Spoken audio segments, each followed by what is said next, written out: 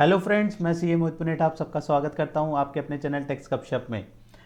कभी भी अगर हमारे को अगर कोई क्लाइंट पूछे या हमें कभी हॉस्पिटल के केस में हमें पता होना चाहिए कि कहाँ पे कितने परसेंट पे जीएसटी लगना है। ठीक है ना, कि हॉस्पिटल हमारे पे जीएसटी चार्ज कर भी सकता है कि नहीं कर सकता, और अगर कर सकता है तो किस अमाउंट पे कर सकता है। तो वो सारी चीज़ें अगर हमको पहले से पता होंगी तो हमारे लिए कहीं ना कहीं वो काफ़ी ज़्यादा बेनिफिशियल रहेगा, क्योंकि हॉस्पिटल में आपको पता है बिल बहुत ज़्यादा अमाउंट का बनता है। ठीक है ना, छोटी सी भी कोई इशू हो जाए अमाउंट जो है लैक्स में पहुंच जाता है। तो उस केस में हमें अगर पहले से पता होगा कि कहाँ कहाँ पे जीएसटी की एप्लीकेबिलिटी है और कहाँ कहाँ पे जीएसटी एग्जेम्प्टेड है, तो हमारे को कहीं ना कहीं डिसीजन लेने में जो है ईजी रहेगा। ठीक है ना, तो आज की इस वीडियो में हम उसी के बारे में बात करेंगे कि कहाँ कहाँ पे जीएसटी जो है हेल्थ केयर के अंदर कहाँ कहाँ पे जीएसटी एग्जेम्प्ट किया हुआ है, कितना जीएसटी एग्जेम्प्ट किया हुआ है, उसके बारे में आज हम बात करेंगे। हमें एज अ प्रैक्टिशनर भी ये चीज़ पता होनी चाहिए कि अगर हमारे किसी क्लाइंट कोई हमारा पूछे या कोई हमारा डॉक्टर क्लाइंट है, ठीक है ना, कोई हॉस्पिटल क्लाइंट है, तो उस केस में किस तरीके से जो है वे आउट रहेगा जीएसटी के अंदर इसका। ठीक है ना, तो आइए मूव करते हैं स्क्रीन पे और शुरू करते हैं इस पूरी की पूरी चर्चा को, जहाँ पे हम एग्जम्पशन पार्ट देखेंगे और कहाँ कहाँ पे टैक्सेबल रहेगा, वो सारी बातें हम यहाँ पे करके करेंगे।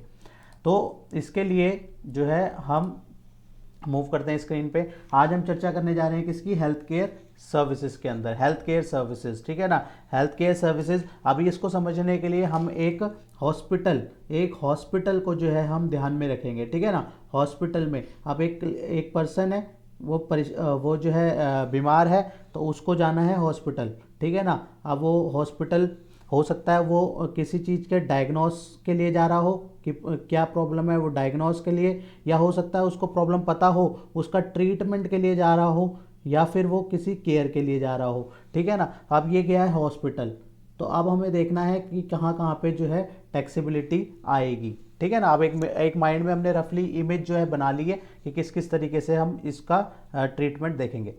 अब सबसे पहले हमें समझना पड़ेगा कि हेल्थ केयर सर्विस होती क्या है। हेल्थ केयर सर्विसेज को जो है यहाँ पे डिफाइन करा गया है कि हेल्थ केयर सर्विस है क्या।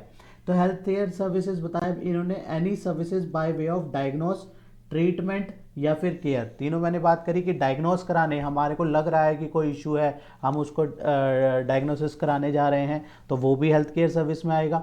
कोई हम ट्रीटमेंट कराने जा रहे हैं, वो भी हेल्थ केयर सर्विस में आएगा। कोई केयर के लिए जा रहे हैं, वो भी हेल्थ केयर सर्विस में आएगा। तीनों के तीनों जो है यहाँ पे हेल्थ केयर सर्विसेज के अंदर ही रहेंगे।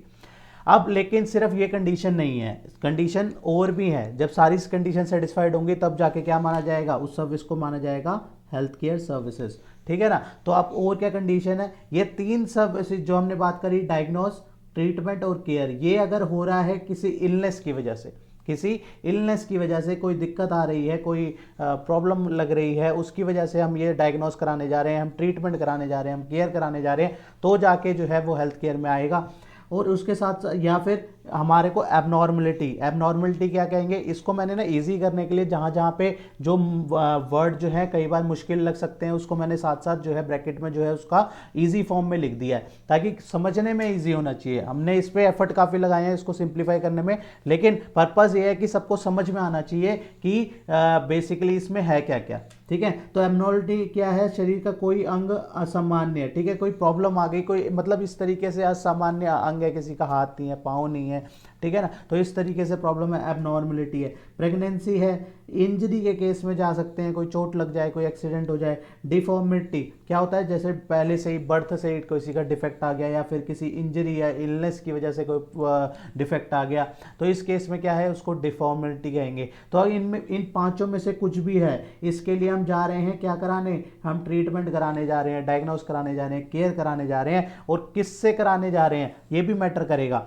तो लेकिन कराना किससे है, in a recognized medical system. Recognized कौन कौन से हैं, योगा, अगर हम योगा के थ्रू करा रहे हैं, यूनानी, अब ये यूनानी क्या होता है, कई लोगों को कंफ्यूजन होती है, तो इसको भी सिंप्लीफाई करके यहाँ पे लिख दिया, traditional system for healing and health maintain observe in the south Asia.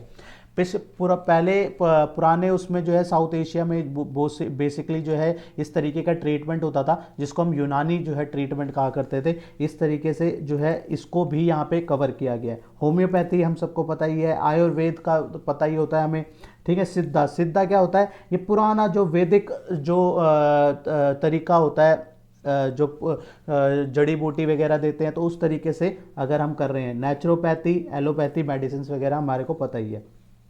अब ये बात रही ये इंक्लूजन की, अगर ये चीज़ें जो है हेल्थ केयर सर्विस में आ जाएंगी और हेल्थ केयर सर्विस जो है एग्जेम्प्ट हो जाएंगी, लेकिन कुछ ऐसी भी हैं जो यहाँ पे कवर नहीं होती। तो कौन कौन सी कवर नहीं होंगी वो समझना पड़ेगा। तो डायग्नोज, ट्रीटमेंट, केयर, ये तो कवर हैं। इसके साथ साथ इसमें क्या है और इंक्लूड है। अब बंदा जो है एकदम से मान लो एक्सीडेंट हो गया, अब एक्सीडेंट हो गया तो भैया वो तो जाएगा ना, ट्रांसपोर्ट एम्बुलेंस को बुक करेगा, एम्बुलेंस से जाएगा, तो वहाँ पे जो है इसके साथ साथ हेल्थ केयर सर्विसेज में क्या इंक्लूड है, service by way of transportation of patient, चाहे वो आ रहा हो चाहे वापस जा रहा हो, क्लिनिकल एस्टेब्लिशमेंट में आ रहा है चाहे वो वापस जा रहा है, वो भी जो है यहाँ पे कवर करा जाएगा।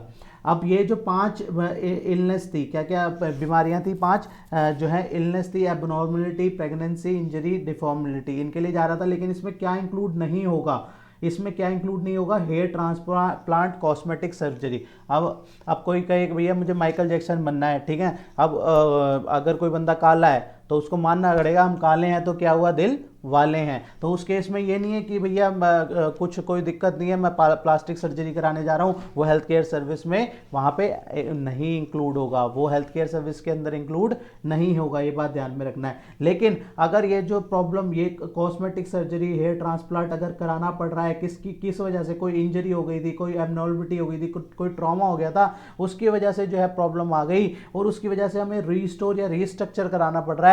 अब मान लो फेस पे लग गई, पूरे नाक वाक टूट गई, ठीक है, उसके बाद अगर हमारे को अगर प्रॉब्लम, इस प्रॉब्लम की वजह से हमारी प्लास्टिक सर्जरी हो रही है, हेयर ट्रांसप्लांट वगैरह हो रहा है, तो वो जो है इंक्लूड कर लिया जाएगा। लेकिन अगर नॉर्मली कराने जा रहे हो, भैया हम तो माइकल जैक्सन है, हम तो अपना चेंज कराएंगे थोपड़ा, तो उस केस में इसको इंक्लूड नहीं करा जाएगा, ठीक है। इसके अलावा और क्या क्या है इसमें, देखो जो यहाँ पे मेडिकल सिस्टम्स दिए गए थे, इसमें कुछ एक्सेप्शंस भी हैं। कौन कौन से कवर नहीं करा जाएगा, does not include acupressure, acupressure अगर आप करा रहे हैं तो वो इसमें नहीं माना जाएगा, ठीक है। रेकी, रेकी क्या होता था, रेकी था technique that used energy force to reduce stress, anxiety, तो रिलैक्स करने के लिए इस तरीके से जो है रेकी ट्रीटमेंट दिया जाता था, ठीक है, तो वो भी इसमें इंक्लूड नहीं होता। अगर वो ट्रीटमेंट ले रहे हैं तो वो भी हेल्थ केयर सर्विसेज में इंक्लूड नहीं होगा। इसके अलावा कोई चाइनीज़ मेडिसिन है, चाइनीज़ मेडिसिन क्या होती थी, to restore the body balance, body balance करने के लिए जो है चाइनीज़ मेडिसिन भी यूज़ की जाती थी, वो भी यहाँ पे कवर अप नहीं होगी। मतलब ये सारी की सारी जो हमारे डज नॉट इंक्लूड के अंदर है, चाहे वो एक्यूप्रेशर है, चाहे वो रेकी है, चाहे वो कौन सी है, चाइनीज़ मेडिसिन है, ठीक है ना, चाइनीज़ मेडिसिन है, ये तीनों के तीनों क्या रहेंगी, ये तीनों की तीनों जो है क्या रहेंगी, टैक्सेबल होंगी, ठीक है ना, ये जो है हेल्थ केयर सर्विस के अंदर इंक्लूड नहीं होंगी। इसके अलावा और क्या क्या हो सकता है। अब बात आई, हमने पहले तो ये समझा कि हेल्थ केयर सर्विस है क्या। अब हेल्थ केयर सर्विस, ठीक है ना, हेल्थ केयर सर्विस में पता लग गया कि भैया ये अगर हम कराने जा रहे हैं, डायग्नोस, ट्रीटमेंट, केयर कराने जा रहे हैं, इंजरी, एबनॉर्मलिटी, इन सब वजह से कराने जा रहे हैं, और योगा और एलोपैथिक, आयुर्वेदिक के थ्रू करा रहे हैं, तो वो हेल्थ केयर सर्विस में कवर हो जाएगा। लेकिन कराने तो कहीं जाएंगे ना, तो यहाँ पे होता है, अगर ये हेल्थ केयर सर्विस कौन दे रहा है, by clinical establishment, clinical establishment कौन, hospital, nursing home, clinic, sanatorium. Sanatorium क्या होता है, यहाँ पे भी कंफ्यूजन हो सकती थी, तो इसका भी सिंप्लीफाई जो है मीनिंग यहाँ पे लिख दिया हमने। क्या होगा, an institution that provide medical treatment, rest, often a healthy climate for people who is ill for a long time. कई बार होता है ना, हम देखते हैं कि एक सेंटर बने होते हैं जहाँ पे 15-15, 20-20 दिन, महीना जो है लोग रहते हैं वहाँ पे, क्योंकि उस इन्वायरमेंट में जाना पड़ता है। जब कोई प्रॉब्लम, मान लो एक मेंटली कोई इश्यू है, तो उस इन्वायरमेंट में जाके ही जो है वो प्रॉपर उसको ट्रीटमेंट दिया जाता है, तो वहाँ पे जो है सैनिटेरियम उसको कहते हैं, तो वहाँ पे वो भी जो है कवर होगा। इस तरीके की अगर जो हमने ऊपर बीमारियाँ देखी वो हेल्थ केयर सर्विस में आती है, वो अगर ट्रीट कर रहा है, क्या कौन कर रहा है, हॉस्पिटल कर रहा है, नर्सिंग होम कर रहा है, क्लिनिकल कर रहा है, सैनिटेरियम कर रहा है, या फिर इस तरीके के कोई अदर इंस्टीट्यूशन है, तो वो भी वहाँ पे कवर होंगे, ठीक है। लेकिन हमारे को ध्यान में रखना है कि ये जो है कौन कर रहा है, देखो ऑथराइज्ड मेडिकल प्रैक्टिशनर जो रहा, ऐसा नहीं है कि कोई भी करने लग जाएगा, ऑथराइज्ड जिसके पास जो है प्रॉपर डिग्री हो उस तरीके से। जैसे इंडिविजुअल डॉक्टर भी हमारे पास दिखते हैं ना, कई बार हमारे घर के आसपास क्लिनिक्स होते हैं, वहाँ पे भी हम जाते हैं, जैसे जुकाम बुखार कुछ नॉर्मल कुछ वैसे हो जाए तो हम वहाँ पे भी चले जाते हैं, तो वहाँ पे अगर वो भी वहाँ पे जो है वो भी वहाँ पे ऑथराइज मेडिकल प्रैक्टिशनर के अंदर आते हैं, क्योंकि उनके पास जो है काउंसिल से जो है उनके पास जो है सर्टिफिकेट रहता है। मेडियस कौन से होंगे, ट्रेड हेल्थ केयर प्रोफेशनल जैसे फिजियोथेरेपी, नर्स, टेक्नीशियंस, तो ये भी यहाँ पे कवर अप होंगे, ठीक है ना। तो इस तरीके की हम इमेज अपने माइंड में हॉस्पिटल की प्रिपेयर करके चलें जब हम बात कर रहे हैं हेल्थ केयर में कहाँ कहाँ पे एग्जम्पशन मिलेगी। अब हमारे को कुछ बातें और ध्यान में रखनी है, कौन कौन सी ऐसी होगी कि जहाँ पे टैक्सेबिलिटी आ जाए, जो मैंने स्टार्टिंग में कहा कि ऐसा ना हो हमारे को पता ही ना हो, सीधा हम हॉस्पिटल पहुंचे और वहाँ पे अपने को टैक्स लग जाए। तो ऐसी चीज़ें हमारे को कौन कौन से पता है कि कहाँ पहले से ही पता होगी कहाँ पे हॉस्पिटल जो है टैक्स लगा सकता है, कहाँ पे टैक्स नहीं लग सकता। तो यहाँ पे हमारे को ध्यान में रखना है कि आईसीयू, आईसीसीयू, एनआईसीयू, आईसीयू क्या हो गया, intensive care unit, ICCU intensive cardiac care unit, और NICU neonatal intensive care unit. अगर इनमें कितना भी अमाउंट खर्च हो जाए, इसमें कितना भी अमाउंट खर्च हो जाए, क्योंकि मेजर प्रॉब्लम है तभी आईसीयू इन सब में जाएंगे, तो कोई अगर मेजर अमाउंट जो है वहाँ पे जो है अगर इनमें एडमिट हो रहे हैं तो चाहे जितना भी अमाउंट है उस पर कोई भी जीएसटी नहीं लगेगा, टोटली एग्जम्प्ट है। लेकिन ध्यान में रखना है, अगर हमारे को जैसे हम कोई 2-4 दिन के लिए कई बार एडमिट हो जाते हैं, कोई छोटा मोटा हो जाता है, तो उसमें ध्यान रखना है, अगर हमारे को 5,000 से ऊपर का अगर हम रूम ले रहे हैं पर डे पर पर्सन के हिसाब से, तो वहां पे अगर 5,000 से ऊपर का रूम ले रहे हो तो वहां पे भैया टैक्स लग जाएगा। तो इस चीज का पहले से ध्यान में रख के चलना है, ठीक है ना, कि 5,000 से ऊपर का रूम होएगा तो वहां पे टैक्सेबिलिटी आ जाएगी। Clinical establishment provide rooms having room charge greater than 5,000 per day पर रूम, ठीक है ना। तो यहाँ पे अगर कोई रूम है 5100 रुपये का तो उस पर जीएसटी लग जाएगा, यही कोई 4500 का रूम है तो वहाँ पे जो है जीएसटी नहीं लगेगा। तो इस तरीके के मुद्दे को भी ध्यान में रखना है कि कितने से ऊपर के रूम पे जो है जीएसटी रहेगा। इसके अलावा जो ट्रांसपोर्ट हो वो मैंने आपको ऊपर भी बताया कि वो जो है एग्जम्प्ट रहेगा, उस पर कोई भी जीएसटी नहीं लगेगा। पहले मैं आपको एग्जम्प्ट वाला बता देता हूँ कि कहाँ कहाँ पे जीएसटी नहीं लगेगा हेल्थ केयर सर्विसेज पे। फूड जो मिल रहा है, जो पेशेंट को मिल रहा है उस पे जीएसटी नहीं लगेगा, क्योंकि वो एक कंपोजिट सप्लाई है, ठीक है ना। बेचारा वो वहाँ पे पेशेंट एडमिट है, उस वजह से उसको जो है स्पेशल फूड दिया जाता है उस टाइम पे, ठीक है ना। उसके जो ट्रीटमेंट चल रहा है उसके हिसाब से उसको फूड दिया जाता है, तो वहाँ पे इसलिए जो है वो फूड जो है वहाँ पे वो कंपोजिट सप्लाई रहेगा और वो जो है एग्जम्प्टेड रहेगा, ठीक है ना। और यहाँ पे क्या है, doctor consultant hired by the hospital. अब क्या हुआ कि मान लो एक कोई मेजर इलाज है जिसमें जो है हॉस्पिटल ने कहा कि भैया 8 लाख लगेंगे, इसके लिए हमें एक स्पेशल डॉक्टर को भी बुलाना पड़ेगा जिसकी फीस ही 5 लाख है, ठीक है। अब ये है डॉक्टर की फीस, ठीक है, ये ले रहा है हॉस्पिटल, ठीक है ना। तो मेनली क्या हो गया, हॉस्पिटल 8 लाख लेके अपने पास कितना 3 लाख रिटेन कर लेगा, 5 लाख इसको दे देगा, 3 लाख अपने पास रखेगा। तो यहाँ पे कह दिया कि भैया चाहे यहाँ पे 8 लाख का 8 लाख इसके पूरे के ऊपर कोई जीएसटी लगेगा, चाहे वो डॉक्टर कितना रख रहा है चाहे वो हॉस्पिटल कितना रख रहा है, कोई मतलब नहीं है। टोटल जो है चाहे भी उसकी कोई भी शेयरिंग हो हॉस्पिटल और डॉक्टर की सारी यहाँ पे एग्जम्प्टेड रहेगी। ये है सर्कुलर के थ्रू जो है यहाँ पे इसको क्लैरिफाई किया गया था। इसके अलावा जो वेटरनरी क्लिनिक होते हैं, जो अपने पशुपालन वाले जो होते हैं ना, जहाँ पे अगर कोई एनिमल को दिक्कत हो जाए तो वहाँ पे ले जा सकते हैं, तो वो भी जो है एग्जम्प्टेड यहाँ पे करे गए हैं। इसके अलावा रिटेंशन मनी जो पेशेंट से चार्ज करी जाती है वो भी जो है एग्जम्प्टेड है। आईवीएफ जो है वो भी टोटली वो भी एग्जम्प्टेड है, ठीक है ना। कौन से दे सकते हैं वो हमने दिखा कि कौन कौन हेल्थ केयर सर्विसेज में आ गए, लेकिन कौन कौन से जो है कौन कौन से पर्सन देंगे वो भी हमने यहाँ पे कवर कर लिया, ठीक है ना। अब बात आती है टैक्सेबिलिटी की, कौन कौन से केसेस में टैक्सेबल हो सकता है। एक तो मैंने आपको बता ही दिया रूम चार्ज वाला, रूम चार्ज 5,000 से ऊपर का लोगे तो भैया टैक्स लग जाएगा। तो ध्यान में रखना है कभी भी कि रूम जो भी आप सेलेक्ट कर रहे हो 5,000 से नीचे का होगा उसमें जीएसटी नहीं लगेगा, 5,000 से ऊपर का रूम होगा जीएसटी लग जाएगा। इसके अलावा कौन कौन सी और टैक्सेबिलिटी है, prevention of stem cell. Stem cell क्या होता है, कई बार जैसे कुछ ऐसे हमारे बॉडी में सेल्स होते हैं जो वीकनेस वगैरह और ये मान लो, अब कुछ ऐसे स्टेम सेल्स हैं वो क्या होता है पोटेंशियल, वो क्या करते हैं potential cell having create potential to develop many different type of cells in the body, जो ऐसे सेल्स जो कि अदर सेल्स को भी जो है पोटेंशियल देते हैं क्रिएट होने के लिए, तो वहां पे वो क्या है वो भी टैक्सेबल है। पहले एग्जम्प्टेड था ये prevention of the stem cells, अब जो है ये टैक्सेबल है, ये ध्यान में रखना है, इसके ऊपर भी टैक्सेबिलिटी है।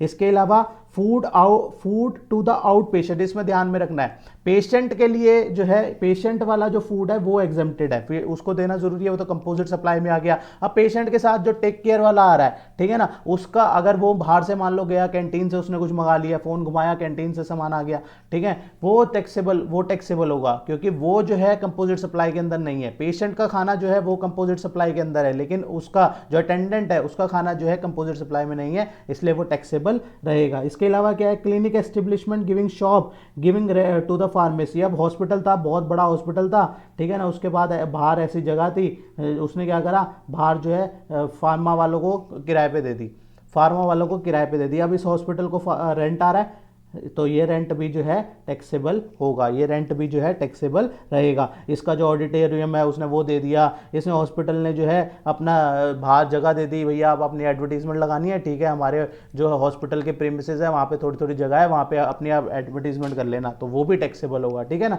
तो जो बेसिकली हेल्थ केयर सर्विसेज वगैरह में नहीं आ रहा तो वो तो टैक्सेबल होगा। जैसे रेंट का एग्जाम्पल लिया हमने, रेंट दे दिया, फार्मेसी को दे दिया रेंट पे, ऑडिटोरियम दे दिया रेंट पे, या फिर डिस्प्ले करने के लिए, एडवर्टीजमेंट के लिए जो है स्पेस दे दिया, तो वो सब जो है यहाँ पे टैक्सेबल हो जाएगा। इस तरीके की बहुत सर्विस है, लीगल सर्विसेज है, इसको हम जो है कभी अलग से क्योंकि हमने काफ़ी सारी सर्विसेज इसमें डिस्कस करी है क्या मेनली देखो क्या था कि 2/2017 जो नोटिफिकेशन है इसमें 149 गुड्स को जो है एग्जेम्प्ट किया गया, और जो 12/2017 जो नोटिफिकेशन है इसमें 81 सर्विसेज को जो है एग्जेम्प्ट किया गया। तो इतने सारे गुड्स में क्या होता है, गुड्स में तो पर्सन जो है देख सकता है, क्लाइंट देख सकता है, भैया क्लाइंट ने कहा कि मेरी ये गुड्स जो है एग्जेम्प्ट है या नहीं है, सीधा सीधा पता लग जाएगा, सर्च कर लेंगे भैया या तो एग्जेम्प्ट होगा या फिर टैक्सेबल होगा, ठीक है, पता लग जाएगा। अगर इस नोटिफिकेशन में आ रहा है तो एग्जेम्प्ट हो गया, अदरवाइज जो है टैक्सेबल हो जाएगा। लेकिन क्या होता है सर्विसेज में, क्या होता है बहुत सारी कंडीशंस होती है, सर्विस रेसिपिएंट कौन है, सर्विस प्रोवाइडर क्या होना है, क्या लिमिट है, ये सारी चीजें देखनी होती हैं। तो इसके लिए काफी सारे इश्यूज आ रहे थे काफी लोगों को, हमने इसके लिए क्या करा, इसमें जो है इस बुक को जो है हमने सारी सर्विसेज को जो है ना अलग अलग जो है पार्ट में बांट दिया, अलग अलग सर्विसेज में बांट दिया, चैरिटेबल एंड रिलीजियस एक्टिविटी बांट दिया, agriculture related, education related services बांट दिया, ट्रेनिंग रिलेटेड या वहाँ पे कहाँ पे एग्जम्पशंस है, हेल्थ केयर में हमने आज पढ़ा ये वाला है, लीगल सर्विसेज, गवर्नमेंट सर्विसेज में कहाँ एग्जम्पशन है, एडमिशन में कहाँ एग्जम्पशन है, इवेंट बेस कहाँ एग्जम्पशन है, पैसेंजर ट्रांसपोर्ट में कहाँ एग्जम्पशन है, बहुत सारी एग्जम्पशंस, गुड्स ट्रांसपोर्ट, इंश्योरेंस। तो हमने इस अलग अलग कैटेगरी में जो है एग्जम्पशंस को बांट के बाकी जो एग्जम्पशंस बच गई उसको अदर्स में डाल दिया ताकि समझना ईजी हो जाए। पर्पस क्या था इस बुक को बनाने का, कि समझना ईजी हो जाए कि किस तरीके से जो है कहाँ पे जो है गवर्नमेंट जो है एग्जम्पशन देती है जीएसटी के अंदर। ऐसा नहीं है कि जीएसटी में सारी चीजें हम सोचे टैक्सेबिलिटी आती है, पहले प्री जीएसटी जाएं तो वहां पे भी एक्साइज, वैट, सर्विस टैक्स के अंदर भी काफी चीजें जो एग्जाम्प्ट करी जाती थी। सेम वे में जो है पोस्ट जीएसटी के अंदर भी काफी सारी चीजें एग्जाम्प्ट है, तो हमने इसको जो है इस तरीके से जो है अलग अलग डाल दिया। पहले इसको हमने बताया एग्जाम्प्ट सप्लाई क्या है, किस तरीके से इसकी रेलिवेंट नोटिफिकेशंस क्या क्या है, वो सब बता के फिर हमने इसको जो है बहुत ही ईजी मैनर में यहाँ पे बाइफरकेट कर दिया। सारी सर्विसेज को हमने इस पर बाइफरकेट करके बता दिया कि भैया लीगल सर्विस के बारे में जानना चाहते हो, गवर्नमेंट सर्विसेज में कहाँ एग्जम्पशन है, गवर्नमेंट को बहुत अच्छी इसमें यहाँ पे हमने ड्राफ्टिंग करी है कि इजी फॉर्म में समझ आ जाए भैया गवर्नमेंट सर्विसेज कहाँ एग्जम्प्टेड है। बहुत सारी इसमें सर्विसेज, एडमिशन रिलेटेड कहाँ पे क्या क्या लिमिट्स हैं वो सारे हमने यहाँ पे बताया, कहाँ पे 500 रुपये पर टिकट के हिसाब से रहता है, इवेंट बेस्ड क्या क्या एग्जम्पशंस हैं। तो इसको हमने अलग अलग सेल्स में जो है बांट दिया कि गुड्स ट्रांसपोर्ट करते हो वहाँ पे कैसे कैसे एग्जम्पशंस हैं, पैसेंजर ट्रांसपोर्ट होता है उस केस में कहाँ पे अपने को एग्जम्पशन मिलेगी। तो यहाँ पे बहुत सारी चीज़ें थी जो है इसको मेन पर्पज़ था सिंप्लीफाई करने का, सिंप्लीफाई करके जो है हमने इसको यहाँ पे डाला है। तो अगर आपको इसकी कॉपी चाहिए तो नीचे दिए गए नंबर पे कॉल करके आप जो है अपनी कॉपी को सब्सक्राइब करा सकते हैं, नीचे दिए गए नंबर पे कॉल कर लीजिए, या अगर ये नंबर बिजी जाता है तो आप इस नंबर पे भी कॉल कर सकते हैं 9711109830। इस पर आप व्हाट्सएप करके भी जो है अपनी कॉपी को जो है सब्सक्राइब करा सकते हैं, ठीक है ना। अभी इसका प्राइस जो है 149 इस बुक का है, सॉफ्ट कॉपी में आपको मिलेगी, ठीक है ना। तो इसको जो है आप जो है इसका प्रिंट लेके जो है आप स्टडी कर सकते हैं। मेन बात है समझना, इसको बहुत कोशिश करिए। इसके लास्ट में FAQs भी दिए हैं, FAQs में कि किस तरीके से एग्जम्पशन अलग अलग केस में रहती है। तो मुद्दा ये है कि हमें समझना है कि कहाँ कहाँ पे कैसे कैसे एग्जाम्पशन है। मेन पर्पस ये था कि इसको रिटेन किस तरीके से कर पाएँ, क्योंकि इतनी सारी 81 सर्विसेज को एग्जाम्प्ट किया गया था, फर्दर और भी नोटिफिकेशन के थ्रू एग्जाम्प्ट किया गया था। तो इसको सिंप्लीफाई फॉर्म में जो है बेस्ट मैनर पे जो है इसको कोशिश करी गई है सिंप्लीफाई करने की। तो आप भी इस कॉपी को स्टडी करके आप बताइएगा कि कैसे कैसे आपका आपका फीडबैक भी हमें चाहिए कि कहाँ कहाँ पे इसको और कहाँ कहाँ कैसे इंप्रूव कर सकते हैं। अगर कोई क्वेरी आएगी इसको स्टडी करने में तो वो भी जो है आप हमसे व्हाट्सएप के थ्रू पूछ सकते हैं कि भैया इस यहाँ पे इस वाले पैराग्राफ में ये इशू आ रहा है, इसको थोड़ा क्लैरिफाई कर दीजिए। तो इस तरीके से हम कोशिश हमारी रहेगी कि यार ये जो हमने एफर्ट लगाया वो रिजल्ट लाए, हम सबको चीज़ को क्लियर होएगी, तभी ये चीज़ का पॉसिबिलिटी है, राइट। तो इसी के साथ आज के डिस्कशन को क्लोज करते हैं, मिलते हैं नेक्स्ट वीडियो में नेक्स्ट टॉपिक के साथ। टिल देन बाय बाय, जय हिंद, जय भारत।